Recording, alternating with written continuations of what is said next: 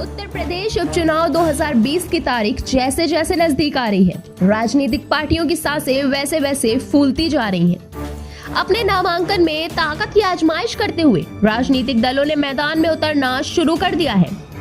चुनाव को लेकर के उन्नाव जनपद में बिगुल बच चुका है। नामांकन का आज 15 तारीख यानी कि एक दिन शेष बचा है। 16 तारीख का नामांकन का लास्ट दिन होगा।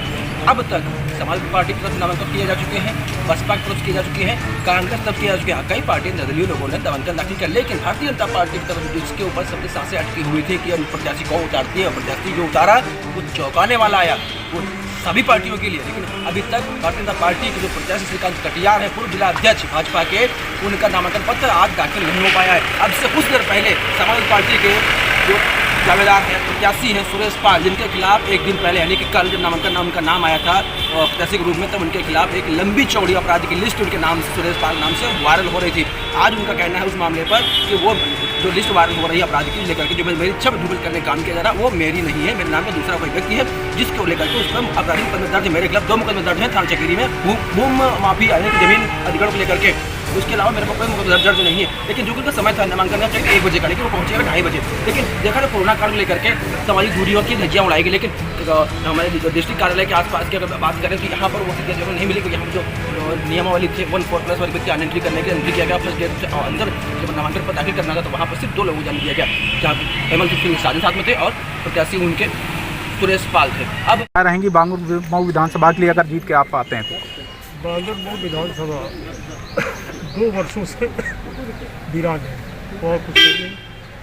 और जो विकास के काम हैं जो हो सकते हैं साल छोटे समय में, वो किए जाएंगे, जनता के काम किए जाएंगे और बांगुर मऊ विधानसभा भारी बढ़त से जीती जाएगी। अभी कल एक सोशल मीडिया पे बड़ा वायरल हो रहा है जिसमें आपके खिलाफ दुष्प्रचार किया जा रहा था कि आप पर कई मुकदमे, इस बारे में आपकी क्या कहना है? आप एक हिस्ट्री सीट वायरल हो रही है आपकी, 15 मुकदमे उसमें दिख रहे हैं। मेरे पे मात्र 2 मुकदमे हैं, 2 मुकदमों का एफिडेविट कर दिया है।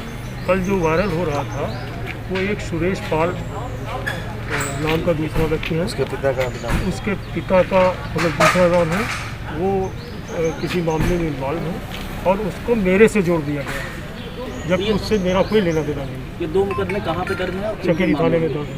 किन मामलों में है मुकदमे? एक विवाद, भूमि संबंधी विवाद है, बाकी कोई क्रिमिनल केस नहीं, जमीन संबंधी विवाद है।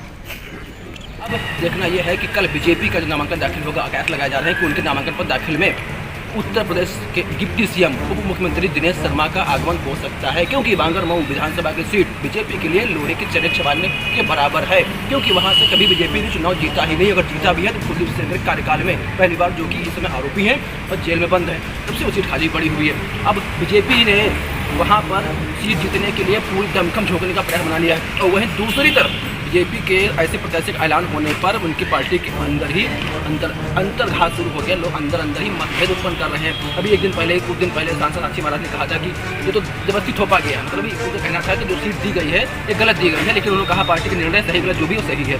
उसके बाद अपना उन्होंने बयान भी दिया था कि जो पार्टी निर्णय वो मान्य, क्योंकि सांसद साक्षी महाराज की हम बात करें तो भारतीय जनता पार्टी के फार बड़ा नेता है।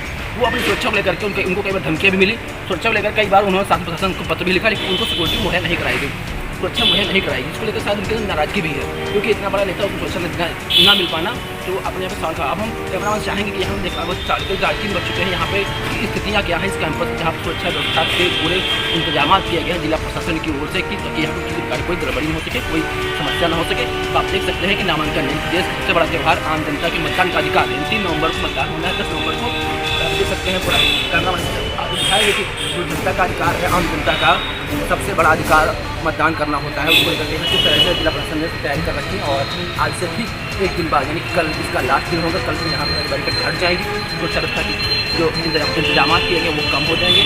अब आने वाला समय तय करेगा कि कल बीजेपी के जो नामांकन पर दाखिल होगा बीजेपी के, उसमें क्या वाकई में सूबे के उप मुख्यमंत्री दिनेश शर्मा आते हैं या नहीं आते हैं। क्योंकि अगर आते हैं तो देखा जाए तो बीते 1 महीने के अंदर सबसे पहला दौरा बांगुर विधानसभा के दिनेश शर्मा ने किया, उसके बाद योगी आदित्यनाथ ने किया, उसके बाद अब नामांकन पत्र दाखिल करने में अगर दिनेश शर्मा आते तो साफ जाहिर होता है कि बीजेपी भी इस सीट को लेकर काफ़ी संवेदनशील है, काफ़ी परेशान है कि वो किसी भी हालत में बांगुर मऊ की सीट गंवाना नहीं चाहती, क्योंकि कुलदीप सिंह के परिवार को टिकट न देना बीजेपी की तरफ से वहाँ की जनता काफ़ी आक्रोश है, उनका जनाधार जो है वहाँ कमजोर होता दिखाई पड़ रहा है। और दूसरी सबसे बड़ी बात समाजवादी पार्टी के पूर्व विधायक जो थे बदलू खां, उनको टिकट नहीं दिया गया सुरेश पाल को, जिसको लेकर कहा जा रहा है कि बदलू खां का कहना है कि मैं निर्दलीय पर्चा दाखिल करूँगा।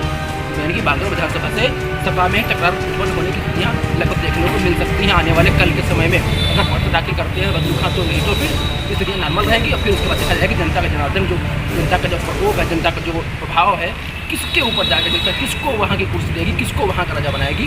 क्योंकि